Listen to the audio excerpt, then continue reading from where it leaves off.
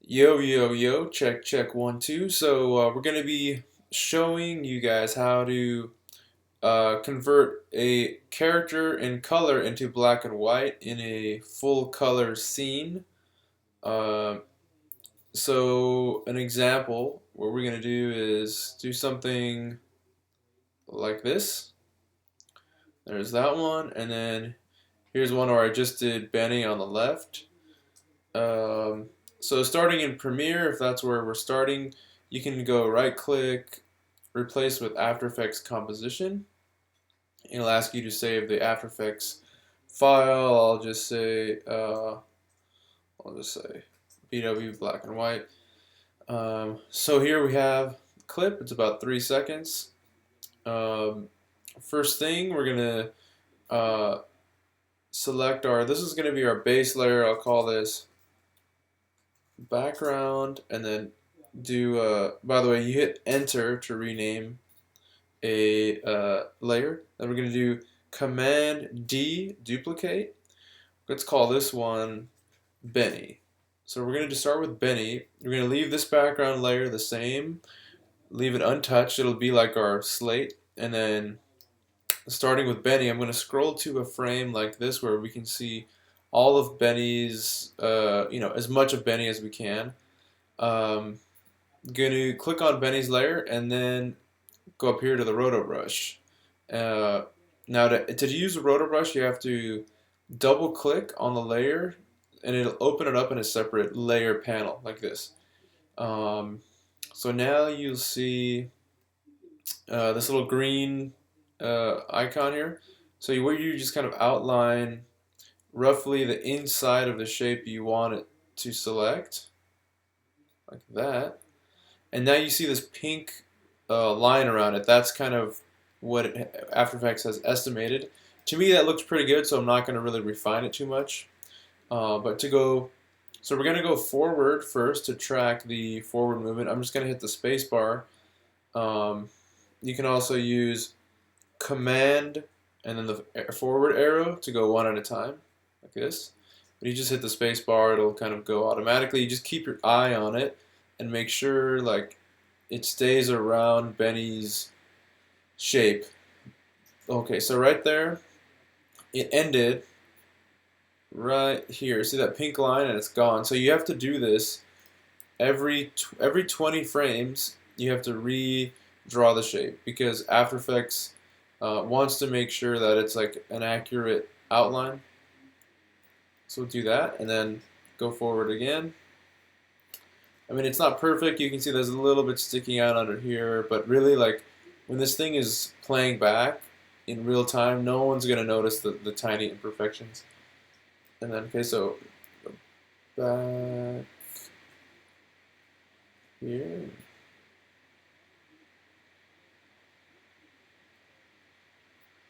That's go forward from there. So looks good. And done. Okay, cool. So we've got the forward movement here. I'm going to go back and now go backwards. So this is the first one we had. I'm going to use Command and then the left arrow to go backwards. Track. Keep going. Looking good. Looks good. Looks good. Looks good. And there. So that was actually a pretty good automatic rotoscoping from After Effects. We didn't really have to do much fine tuning. So now I'm going to go back up here to our composition. So this is everything with both layers. And if I uncheck the background layer, you can see that we have Benny here. But once it's over, because I only tracked it until his head left the scene, right when his head leaves, you'll see a little, some leftover stuff here, and then before the scene, before we tracked it, it'll by default, because we didn't rotoscope anything before it, it'll go back to the full, it'll go back to the full background that's let's see, it's going a little slow here. Let's see. There we go. So when you don't rotoscope anything, it shows by default the full background. So what I'm going to do is kind of scroll to where Benny starts to come in, start it there, and then go over here, and then when he leaves, end it here. So we probably won't have to do this on a lot of the shots, but any shots where you guys enter and exit the frame, make sure to clip your individual pieces where they start and end. I'm going to put the background back. So now we have Benny isolated, and now to make him black and white, I'm going to type in HLS. This is our color balance effect. Drag that onto Benny, and just turn the saturation down all the way. There we go. So now Benny's black and white, and you guys are still in color. Another thing, we'll probably do this in post, or after we have all these exported, but sorry, contrast. Once we have these exported, I would do a little brightness contrast on each of the frames just to like punch things up. Maybe make Benny even a little brighter. So, but ignore this for now. I think we'll do this once we export all these. Do it in Premiere at the end. So for now, we'll just leave it flat like that. I'm going to leave you guys undone because I think you get the point. But I'm going to move on to the second clip, which is a little more challenging because there's more to track, more movement. Oh, by the way, when you're done with the clip in After Effects, I would suggest exporting it from here and then replacing it here because Premiere is going to run really slow trying to like render this through After Effects. So what I would do, export the video here, using the composition add to the render queue, and then import that clip and just replace the whole thing in here. So for the second one, I'm gonna replace with After Effects composition. I already did Benny last time. I'm gonna do let's do our dear friend Tony. So this is another like 3-second clip. I'm gonna do the same thing. Hit enter, call this a background. Command D, duplicate, hit enter, call this Tony. Now I'm gonna double click on Tony, just so he's on the top or just in his layer, and I'm gonna just pick a random frame. I could probably start from the beginning actually. Click on the Rotor Brush and start selecting Tony's body here. Just do a rough selection and see what it gets. So by default here you can see that we have some holes here in the middle, and then it's selecting the wall and all this around here. So to refine it, you can use the Alt key will turn this red. This means subtract. So I'm going to try to subtract that, and then lost a little bit of the hat. Add that in. Alt, subtract that, and then Alt, subtract that. That looks good. And then I'm going to add, keeping the green, add this middle section. Add that. That looks pretty good. So let's I'm going to track forward here. I would go one frame at a time because there's a lot going on. Each frame, keep your eye on the outline, the whole thing. See, I'm seeing a little blue on the wall coming in here. Let's undo that. There we go. And keep in mind, if you see like jagged edges, it really doesn't have to be perfect. Seeing a little bit up here because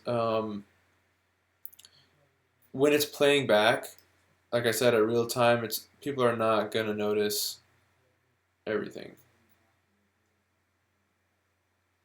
A little bit of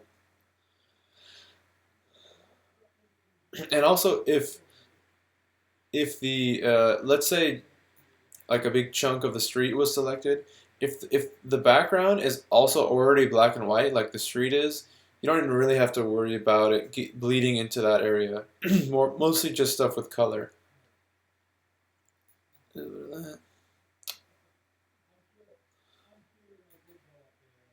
of that. So as you can see, it takes a while, but using rotoscoping definitely saves time because it gets most of the shape. Blah blah. This is going to be boring. I'm just going to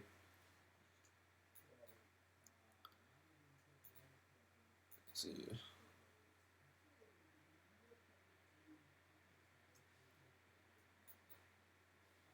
So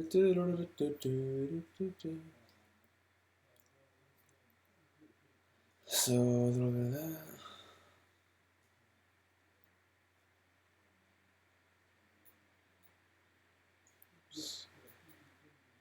Okay.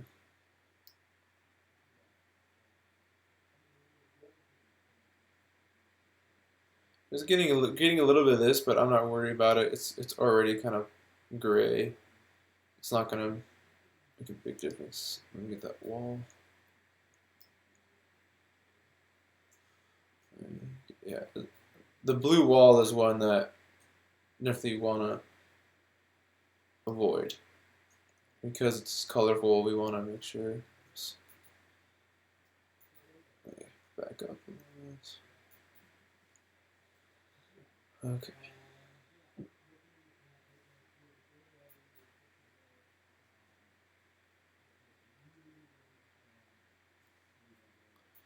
Feel free to fast forward through all this. I know it's boring. Psst. Get the wall right there. Let's go back. Oops. Okay.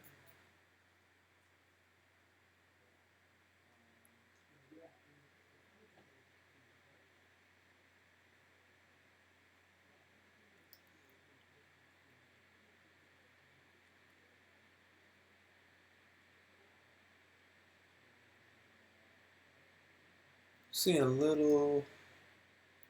I'm not see like his pants are already gray. I'm not gonna be too picky about that. His face kind of losing his mustache, but his mustache is black already.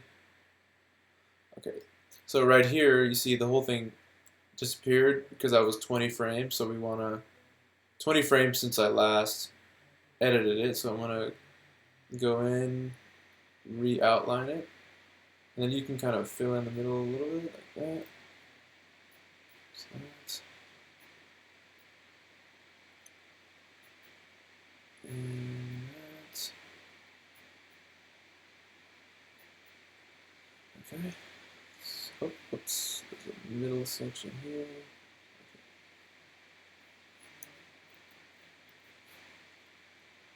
So now we see his arm is opening up. I'm not going to worry about that. That's already gray. What we could do is do that. Make a hole there. There's Tony grabbing. Okay, now crazy here. Make sure we get his hand. That's very important. Yeah.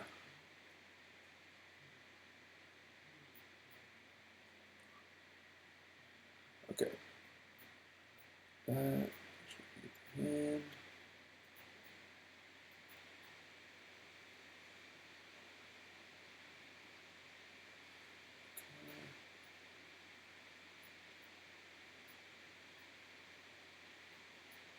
Now, a little overlap on, say Benny, for example, is okay because he's going to be black and white already. Um, so it's okay if you guys overlap with each other.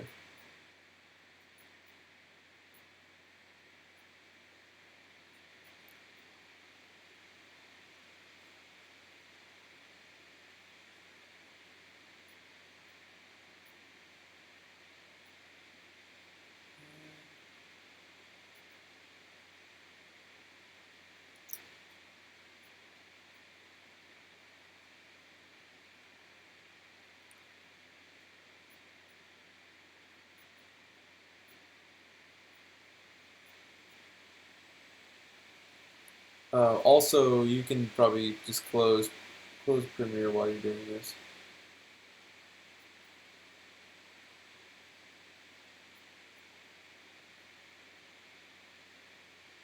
Okay, so now that we went through this, this clip right here, um, and remember, you only need to go till the end of the composition, because you can keep going, you know, all the way through, but make sure you don't need to go past the end of the clip in the composition. So I'm going to go back here, composition, we remove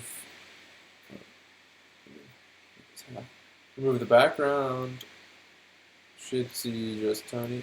There he is, looking good. Same thing, HLS, do that, saturation, gone. So I like that. Like I said, once we get this back into Premiere, Kevin can add a little contrast, brightness to the whole scene, but for now, that's pretty much it. I can do like a quick preview here. Should play back. So you can see even though the edges were kind of rough, it looked pretty damn good. So here, I'll play it back. There it is, black and white Tony. Save that. Alright, so that should be it. Let me know if you guys have any questions. Like I said before, make sure you render it here in After Effects and then replace the clip in Premiere. And you do not have to have Premiere open this whole time. It's probably better to close Premiere once you've got the clip in After Effects, because Premiere is going to take up some space. Alright, that's all we got. Thanks for watching.